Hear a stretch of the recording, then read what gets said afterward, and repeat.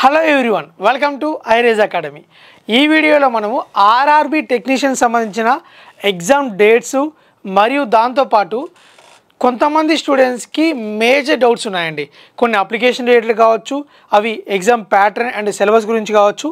So ఇలాంటి కూడా maximum మీకున్న డౌట్స్ని ఈ వీడియోలో క్లియర్ చేయడానికి ట్రై చేస్తాను.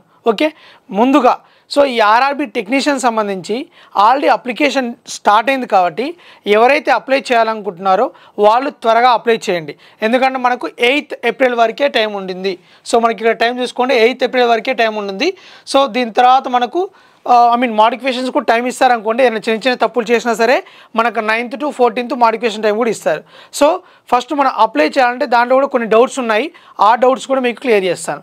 అయితే ముందుగా ఈ టెక్నీషియన్ గ్రేడ్ 1 అండ్ గ్రేడ్ 3కి సంబంధించి ఎగ్జామ్స్ ఎప్పుడు ఉంటాయి, ఇక్కడ మీకు క్లారిఫై చేయాల్సిన ఒకటి ఏంటంటే మేజర్గా గ్రేడ్ 1 అండ్ గ్రేడ్ 3 ఈ రెండింటి ఎగ్జామ్స్ సంబంధించి ఒకటే ఎగ్జామ్ అయితే కాదు, సపరేటే ఉంటుంది. గ్రేడ్ 1 ఎగ్జామ్ వేరే ఉంటుంది అండ్ గ్రేడ్ 3 ఎగ్జామ్ కూడా వేరే ఉంటుంది. సో వీటికి సంబంధించిన సిలబస్, ఎగ్జామ్ ప్యాటర్న్స్ కూడా ఒకసారి చూద్దాము.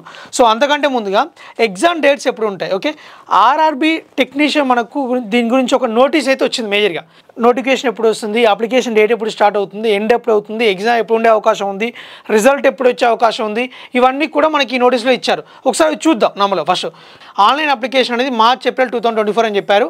దాని ప్రకారం మనకు అప్లికేషన్ కూడా స్టార్ట్ అయింది, ఏప్రిల్లో ఎండ్ అవబోతుంది. ఓకే, నెక్స్ట్ సిబిటీస్ ఏదైతే ఈ కంప్యూటర్ బేస్డ్ టెస్ట్ ఉందో ఇది tentative schedule to be held between October and December 2024 అని చెప్పారు.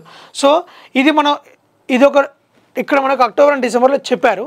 ఇది కూడా కాదా అవునా అనేది చెప్పి కూడా మనం ఒకసారి వేరే ఆర్ఆర్బి ఎగ్జామ్స్ ఏమున్నాయా, ఆ టైంలో ఉన్నాయా లేవా, వాటి క్యాలెండర్ ఎలా ఉంది ఒకసారి చూసి కూడా మనం కన్ఫర్మేషన్ చేసుకోవచ్చు. అంటే ఇక్కడ ఉండే అవకాశం ఉందా లేదా అనేది కూడా మీకు ఒకసారి చెప్తాను ఇప్పుడు నేను. And document verification will be released in February 2025. అంటే దీని ప్రకారం బేసిక్గా 2025 ఫిబ్రవరి వరకు మొత్తం బేసిక్గా డియూ వరకు అయితే అయిపోతుంది మామూలుగా. సో ఎగ్జామ్ మనకు అక్టోబర్ డిసెంబర్లో చెప్పారు. అయితే మనకు దీనికంటే ముందుగా ఏఎల్పి నోటిఫికేషన్ కూడా వచ్చింది. ఓకే, సో ఒకసారి ఏఎల్పికి సంబంధించి కూడా మరి ఆ ఎగ్జామ్ డేట్స్ ఈ ఎగ్జామ్ డేట్స్ ఏమైనా క్లాష్ అయ్యే అవకాశం ఉందా అని కూడా ఒకసారి చూద్దాం. దాన్ని బట్టి కూడా మనకు అక్టోబర్లో ఎగ్జామ్ జరుగుతుందా జరిపోయా కూడా మనం గెస్ చేయొచ్చు. ఓకే, సో మనకు ఏఎల్పి నోటీస్ ప్రకారం మనకి ఏంటంటే మామూలుగా ఈ సిబిటీ 1 టెస్ట్ ఏదైతే ఉందో ఏఎల్పికి సంబంధించి జూన్ అండ్ ఆగస్టులో ఉండే అవకాశం ఉంది దీని ప్రకారం. ఓకే, నెక్స్ట్ సిబిటీ 2 ఎప్పుడు ఉందండి, సెప్టెంబర్ 2024లో ఉంది. Next CBAT computer base aptitude test psychometric test ఉంటుందిగా, ఏఎల్పికి సంబంధించి ఈ టెస్ట్ అనేది మనకు నవంబర్లో ఉంది. ఓకే, అయితే మనకు ఆగస్టు సెప్టెంబర్ సిబిటీ 1 సిబిటీ 2 అయిపోతే నెక్స్ట్ అక్టోబర్ గ్యాప్ ఉంది, నవంబర్లో మనకు సిబ్యాట్ ఉంది అన్నమాట. నవంబర్లో అంటే అక్టోబర్లో గ్యాప్ ఉంది మనకు. ఓకే, ఈ నవంబర్లో ఎగ్జామ్ ఉంది, సెప్టెంబర్ అక్టోబర్లో గ్యాప్ ఉంది, మన నవంబర్లో ఎగ్జామ్ ఉంది. సో అక్టోబర్లో మనకి ఏంటంటే ఇక్కడ ఏం చెప్పారు, మనకు ఈ టెక్నీషియన్ సంబంధించిన ఎగ్జామ్ అనేది అక్టోబర్లో ఉండే అవకాశం ఉంది అనగా అక్టోబర్ అండ్ డిసెంబర్. సో ఇక్కడ అక్టోబర్లో ఉండే అవకాశం ఉండిందన్నమాట. లేదు సపోజ్ ఇఫ్ ఇన్ కేస్ ఒకవేళ ఇక్కడ ఎగ్జామ్ మిస్ అవుతే, ఇక్కడ ఎగ్జామ్ మిస్ అయింది అక్టోబర్లో పెట్టలేదు అనుకుందాం మామూలుగా, మళ్ళీ ఎప్పుడు ఉండే అవకాశం ఉంది, జనవరిలో ఉండే అవకాశం ఉంది. ఎందుకు జనవరిలో ఉండే అవకాశం ఉందంటే మనకు ఆర్ఆర్బికి ఎగ్జామ్స్ అన్నీ సంబంధించి ఇప్పుడు టెక్నీషియన్ కానీ, ఏఎల్పి కానీ, ఎన్టీపీసీ కానీ, గ్రూప్ డి కానీ వీటన్నిటికి సంబంధించిన యాన్యువల్ క్యాలెండర్ అయితే రిలీజ్ చేయడం జరిగింది. సో ఇదే యాన్యువల్ క్యాలెండర్. ఈ యాన్యువల్ క్యాలెండర్లో మనకి ఏమి ఇచ్చారే అంటే ఏఎల్పి జనవరి మార్చిలో అయిపోతుందని చెప్పారు. నోటిఫికేషన్ సంబంధించింది. ఏప్రిల్ జూన్లో టెక్నీషియన్ సంబంధించి మళ్ళీ నోటిఫికేషన్ వస్తుందని చెప్పారు 2025లో. ఓకే, అంటే ఇంకో నోటిఫికేషన్ ఏప్రిల్ జూన్లో రావాలంటే అంతకంటే ముందుగా ఇప్పుడు ఇచ్చిన నోటిఫికేషన్ అయిపోవాలి కదా. సో ఇది ఏప్రిల్ జూన్లో ఉంది అంటే మనకు అక్టోబర్లో మిస్ అయినా సరే ఎగ్జామ్, జనవరిలో ఎగ్జామ్ జరిగినా సరే అది జనవరిలో ఎగ్జామ్ జరగాలి, దానికి సంబంధించిన రిజల్ట్ రావాలి, మళ్ళీ ఇదంతా ప్రాసెస్ అయిపోవాలి. కాబట్టి మనకు 2-3 మంత్స్ పట్టినా సరే, జనవరి ఫిబ్రవరి మార్చి పట్టినా సరే ఏప్రిల్లో మళ్ళీ నోటిఫికేషన్ వచ్చే అవకాశం ఉంది, అది టెక్నీషియన్ సంబంధించి. సో ఈ టెక్నీషియన్ సంబంధించి ఇప్పుడు ఎగ్జామ్ అనేది అక్టోబర్లో ఉండే అవకాశం ఉంది, లేదంటే మిస్ అవుతే జనవరిలో పక్కా ఉండే అవకాశం ఉంది. ఓకే, సో ఇది టెక్నీషియన్ ఎగ్జామ్ డేట్స్కి సంబంధించిన క్లారిఫికేషన్. ఓకే, అయితే నెక్స్ట్ మనకి ఏంటంటే ఇప్పుడు అప్లికేషన్ ఎవరైతే చేయలేదో ముందుగా అప్లికేషన్ చేయండి, అది చాలా చాలా ఇంపార్టెంట్. ఎందుకంటే లాస్ట్ మినిట్లో సర్వర్ ఇష్యూస్ వల్ల కూడా మనకు అప్లికేషన్ రిజెక్ట్ అయ్యే అవకాశం కూడా ఉంటుంది. ఓకే, సో దానికోసం చెప్పి ముందుగానే అప్లై చేసుకుంటే బెటర్.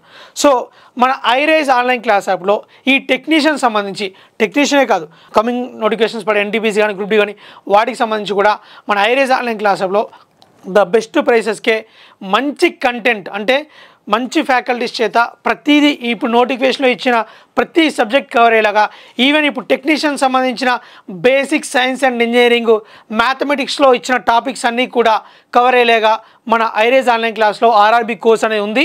ఈ కోర్స్ అనేది అన్నిటికీ యూజ్ అవుతుంది. ఈ కోర్సును మీరు తీసుకోవాలనుకున్న వాళ్ళు యాప్ని వెంటనే ఇన్స్టాల్ చేసుకొని ఈ కోర్సుని మీరు పర్చేజ్ చేసుకోవచ్చు. ఓకే, సో నెక్స్ట్ ఇప్పుడు మ్యాక్సిమం స్టూడెంట్స్ మనకు అంటే అడిగిన క్వశ్చన్స్ ఫ్రీక్వెంట్గా ఎక్కువ అడిగిన క్వశ్చన్స్ ఏంటో ఒకసారి చూద్దాం. ఓకే, ఎందుకంటే చాలామంది స్టూడెంట్స్కి డౌట్స్ చాలా ఉన్నాయన్నమాట. సో అందులో ఎక్కువ స్టూడెంట్స్ అడిగిన డౌట్స్ ఏందో ఒకసారి చూద్దాం. ఓకే, సో మనకు అప్లికేషన్ డేట్ అనేది స్టార్ట్ అయింది, ఆల్రెడీ దీని గురించి డిస్కస్ చేసుకున్నాము. అయితే మోడిఫికేషన్ డేట్ కూడా అనుకున్నాము. సో మోడిఫికేషన్ డేట్ కూడా మనకు ఏం చెప్పారు, 9th to 14th April వరకు చేసుకోవచ్చు. ఓకే, అయితే కొంతమంది డౌట్స్ ఏంటంటే సార్ మా final results are expected after 8th April. అంటే ఎవరైతే పర్సూయింగ్ ఉన్నారో వాళ్ళ డిగ్రీ కానీ ఏదైతే క్వాలిఫికేషన్ ఉంటుందో అది మనకు 8th April తర్వాతకి వస్తే చాలా సార్ అని చెప్పారు. లేదండి, మన ఈ అప్లికేషన్ డేట్ 8th Aprilతో ఎండ్ అవుతుంది కదా, అంతకంటే ముందే మనకు ఆ రిజల్ట్స్ అనేది వచ్చి ఉండాలి. అదొకటి ఒక డౌట్, చాలామంది స్టూడెంట్స్కి డౌట్, అదొకటి clarification. Okay, next so can I submit common application for both pay levels. Okay, మనకి ఇప్పుడు grade 1 exam and grade 3 signal ఏదైతే పోస్టులు ఉన్నాయో, గ్రేడ్ 1ని ఒక పే లెవెల్ అంటారు, గ్రేడ్ 3కి ఒక పే లెవెల్ ఉంటుంది. ఈ రెండింటిని 2 పే లెవెల్స్ అనుకుంటే ఈ 2 పే లెవెల్స్కి ఒకటే అప్లికేషన్ చేయొచ్చా అని చెప్పి అడుగుతున్నారు. లేదు, గ్రేడ్ 1 పోస్ట్ వేరే ఉంటుంది, దానికి అప్లికేషన్ వేరే చేయాలి. గ్రేడ్ 3 పోస్ట్ వేరే ఉంటుంది, దానికి అప్లికేషన్ వేరే చేయాలి. అదొక క్లారిఫికేషన్. ఓకే, అదండి. No separate application must be submitted for each pay level. ఇవి కూడా మొత్తం ఈ ఆన్సర్స్ కూడా ఎవరు ఇచ్చారా అంటే మనకు బోర్డు నుంచే వచ్చాయని మనకు, అంటే మనకు ఆర్ఆర్బీ వాళ్ళే మనకు రిలీజ్ చేశారన్నమాట. ఫ్రీక్వెంట్లీ ఆస్క్డ్ క్వశ్చన్స్ అన్నమాట. అదే ఇక్కడ మనకు ఆ పీడిఎఫ్ సంబంధించిన ఫ్రీక్వెంట్లీ ఆస్క్డ్ క్వశ్చన్స్ ఆ పీడిఎఫే మీకు చూపించడం జరుగుతుంది. అందులో ఉన్న మేజర్ డౌట్స్ని ఇక్కడ స్క్రీన్ షాట్ తీసి పెట్టి మీకు చెప్తున్నాను. Okay, next I have qualification both tempest with physics and maths and ITI. So can I submit 2 application separately for technician grade 3 post. Okay, అంటే ఇప్పుడు నార్మల్గా గ్రేడ్ 1కి వేరే అప్లికేషన్ చేయాలి, గ్రేడ్ 3 వేరే అప్లికేషన్ చేయాలని చెప్పాం. అయితే ఇక్కడ ఏంటంటే మనకు సిగ్నల్ అండ్ టెలికామ్ ఒక పోస్ట్కి ఈ ఐటీఐ అప్రెంటిస్షిప్ వాళ్ళే కాకుండా నార్మల్గా ఇంటర్మీడియట్లో ఫిజిక్స్ అండ్ మ్యాథ్స్ ఉన్న వాళ్ళు కూడా అప్లై చేసుకోవచ్చు ఆ పోస్ట్కి. అయితే ఇప్పుడు చాలామంది డౌట్ ఏంటంటే సార్ ఇప్పుడు మాకు ఇంటర్మీడియట్లో ఇది ఉంది, దాని తర్వాత మాకు ఐటీఐ అప్రెంటిస్షిప్ కూడా ఉంది, అయితే మరి ఇప్పుడు ఈ టెంపెస్ట్ పోస్ట్కి అప్లై చేసుకోవచ్చు అండ్ వేరే పోస్ట్ కూడా అప్లై చేసుకోవచ్చు అని ఆ క్వాలిఫికేషన్ కూడా ఉందంటే లేదు, ఏదైనా ఒకటి మాత్రమే మీరు చూజ్ చేసుకోవాలి, ఒక పోస్టు మాత్రం అప్లై చేసుకోవాలి. అది గ్రేడ్ 3లో. గ్రేడ్ 1 మీరు సపరేట్గా అప్లై చేసుకోవచ్చు, మీకు ఎలిజిబిలిటీస్ ఉంటాయి. ఓకే, అది వేరే అన్నమాట. బట్ ఏదైనా ఒక పోస్ట్ మాత్రం వేసుకోవాలి. ఇక్కడ ఏంటంటే 2 అప్లికేషన్ చేసినా సరే మీకు మొత్తమే రిజెక్ట్ అయ్యే ఛాన్స్ ఉంటుంది. సో ఏదైనా ఒక అప్లికేషన్ మాత్రం చేయాలి, దాని విషయంలో జాగ్రత్త చూసుకోండి. 2 అప్లికేషన్లు పెట్టి మొత్తమే రిజెక్ట్ చేసుకోకండి మీ అప్లికేషన్ని. ఓకే, అదే అన్నమాట. ఇక్కడ టెంపెస్ట్ దానికి సంబంధించిన క్వరీ, అది ఆన్సర్, అదే చెప్తున్నారు. Applying to more than 1 RRB for the same pay level by A candidate will result in the rejection of the all application for that pay level and department from all future examination of RRB అనేసి. So మనకు ఫ్యూచర్లో జరిగే exams కూడా reject అయ్యే అవకాశం ఉంటుంది కాబట్టి చాలా జాగ్రత్త చూడండి. ఒక పే లెవెల్కి అంటే ఒక గ్రేడ్ 3 పోస్ట్కి ఒకటే అప్లికేషన్ ఇవ్వాలి, గ్రేడ్ 1 పోస్ట్కి ఒకటే అప్లికేషన్ ఇవ్వాలి. అది జాగ్రత్త చూడండి. ఓకే, అదన్నమాట. Next I have under LASIK surgery, అంటే మనకు లేజర్ సర్జరీ చేసిన వాళ్ళు ఎలిజిబుల్ అని చెప్పి అడుగుతున్నారు. లేదు, వాళ్ళు ఎలిజిబుల్ కాదండి, అది చెప్పారు. Candidates undergone LASIK surgery or not eligible, అది చెప్పారు. Okay, I have done diploma degree in engineering can apply for the post of technicians grade 3 post. చాలామంది అడుగుతున్నారు. నార్మల్గా మేము ఇన్స్టాగ్రామ్లో కూడా దీని గురించి మనం ఒక పోస్ట్ పెట్టినప్పుడు కానీ రిలీజ్ చేసినప్పుడు కానీ సార్ మనకు డిప్లొమా వాళ్ళు కూడా ఎలిజిబుల్ సార్ గ్రేడ్ 3 అని చెప్పి అడిగారు. లేదంటే డిప్లొమా వాళ్ళు ఎలిజిబుల్ కాదు, only ITI relevant trade, ITI apprenticeship relevant trade and ఈ 10+2 పోస్ట్ 10+2 ఫిజిక్స్ అండ్ మ్యాథ్స్ ఉన్న వాళ్ళు సిగ్నల్టీగా వీళ్ళు మాత్రం ఎలిజిబుల్. మిగతా డిప్లొమా అండ్ డిగ్రీ వాళ్ళు అయితే వాళ్ళు ఎలిజిబుల్ కాదు ఈ గ్రేడ్ 3 పోస్ట్ అప్లై చేయడానికి. Okay, next what is the syllabus for CBT of technician 1 signal 1 and signal 3. So మనకు ఈ ఎగ్జామ్ ప్యాటర్న్ ఎలా ఉంది, సిలబస్ ఎలా ఉంది, మనం 2 వేరు ఎగ్జామ్స్ అనుకున్నాం కదా. సో వాటికి సంబంధించిన ఎగ్జామ్ ప్యాటర్న్స్ ఎలా ఉన్నాయి, సిలబస్ ఎలా ఉందో కూడా ఒకసారి చూద్దాం. ఓకే, అయితే ఆర్ఆర్బీ టెక్నీషియన్ గ్రేడ్ 1 సంబంధించిన ఎగ్జామ్కి సంబంధించిన ఎగ్జామ్ ప్యాటర్న్ చూద్దాం ఒకసారి. ఓకే, సో ఇందులో మనకు మేజర్గా 5 సెక్షన్స్ ఉన్నాయి. General awareness, 10 questions, 10 marks. General intelligence and reasoning 15 questions, 15 marks. Mathematics 20 questions, 20 marks. Computers and application 20 questions, 20 marks. Basic science and engineering 35 questions, 35 marks. Overall 100 questions ఉన్నాయి, 100 marks ఉన్నాయి. 90 minutes of time ఉంటుంది, 180 mark ఉంటుంది. అయితే technician విషయానికి వచ్చేసి major ఏంటంటే basic science and engineering ఏది subject ఉంటుందో ఇది నార్మల్గా ఆర్ఐబి ఎన్టీపీసీ కానీ గ్రూప్ డి కానీ అందులో జనరల్ సైన్స్ ఉంటుంది. బట్ ఈ టెక్నీషియన్ విషయానికి వస్తే బేసిక్ సైన్స్ అండ్ ఇంజనీరింగ్ ఈ సబ్జెక్ట్ మాత్రం 100% కూడా మన ఐరేజ్ ఆన్లైన్ క్లాస్ యాప్లో కవర్ చేయబడుతుంది. ఎవరైతే ఈ టెక్నీషియన్ కోర్స్ కోసం చూస్తున్నారో వాళ్ళు 100% ఈ కోర్స్ని పర్చేజ్ చేసుకోవచ్చు. ఓకే, అదనమాట. అయితే ఇక్కడ జరిగే మ్యాథమెటిక్స్లో ఉండే సబ్జెక్ట్స్ కూడా నార్మల్గా నా ఎన్టీపీసీ అండ్ గ్రూప్తో కంపేర్ చేస్తే కొన్ని వేరే సబ్జెక్ట్స్ ఉంటాయి. అండ్ గ్రేడ్ 3లో ఉండే మ్యాథమెటిక్స్ టాపిక్ ఇవి కూడా కొంచెం డిఫరెన్స్గా ఉన్నాయి. సిలబస్లో మీకు కంపేర్ చేసేటప్పుడు చూపిస్తాను ఏవి సేమ్ ఉన్నాయి లే అనేది. ఇది గ్రేడ్ 1 ఎగ్జామ్ ప్యాటర్న్ అనమాట. నెక్స్ట్ గ్రేడ్ 3 చూడండి ఒకసారి. ఓకే, సో గ్రేడ్ 3కి వచ్చేసి మనకి ఏంటంటే 4 సెక్షన్స్ ఉన్నాయి ఇక్కడ. General awareness 10 questions, 10 marks. Reasoning 25 questions, 25 marks. Mathematics 25 questions, 25 marks. General science 40 questions, 40 marks. అదేమాట నార్మల్గా. సో ఇక్కడ సేమ్ 90 minutes ఆఫ్ టైం ఉంటుంది, 180 మార్కింగ్ ఉంటుంది, 100 questions, 100 marks. ఓకే, అయితే ఇక్కడ మేజర్గా ఈ రెండింటిలో డిఫరెన్స్ ఏంటంటే జనరల్ అవేర్నెస్, రీజనింగు, సిలబస్ ఏమో ఉంటుంది. ఆ టాపిక్స్ కూడా ఒకసారి మీకు చూపిస్తాను నార్మల్గా. Okay, syllabus for CBT of technician grade 1 signal. General అవేర్నెస్లో ఏంటంటే knowledge of current affairs, geography, culture, so మనకి ఏవైతే ఉన్నాయో ఇవన్నీ కూడా మనకు సేమ్ గ్రేడ్ 3లో కూడా ఉంటాయండి. గ్రేడ్ 3లో ఉండే జనరల్ అవేర్నెస్, గ్రేడ్ 1లో ఉండే general awareness almost all same ఉన్నాయి మీకు. ఇది జనరల్ అవేర్నెస్ సంబంధించి.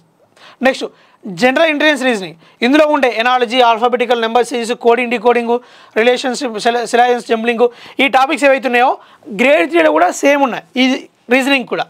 నెక్స్ట్ ఇప్పుడు చూడండి మేజర్గా కంప్యూటర్స్ అండ్ ఇట్స్ అప్లికేషన్స్ అనేవి అందులో లేదు, మనకు గ్రేడ్ 3లో లేదు. ఓకే, నెక్స్ట్ మ్యాథమెటిక్స్ సంబంధించి మ్యాథమెటిక్స్లో ఉండే number system, rational, irrational numbers, BODMAS rule, quadratic equations, arithmetic progressions, similar triangles, Pythagoras theorem, coordinate geometry, sets and their relations.